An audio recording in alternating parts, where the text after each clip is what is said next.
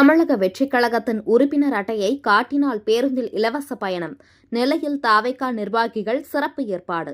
தமிழக வெற்றிக் கழக சார்பாக பொதுமக்களுக்கும் அதன் உறுப்பினர்களுக்கும் பல்வேறு நலத்திட்ட உதவிகளை நிர்வாகிகள் செய்து வருகின்றனர்.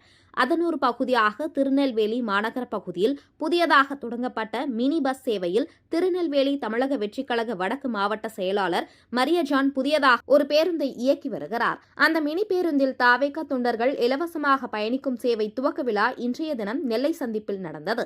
இந்த பேருந்து திட்டத்தில் நெல்லை தாவேகா வடக்கு மாவட்ட செயலாளர் மரியஜான் தொடங்கி வைத்தார்.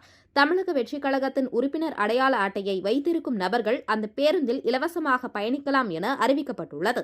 இந்த திட்டத்தின் மூலம் இன்று முதல் வருகின்ற 16ஆம் தேதி வரை இந்த பேருந்தில் இலவச பயணத்தை மேற்கொள்ளலாம் என தெரிவிக்கப்பட்டுள்ளது.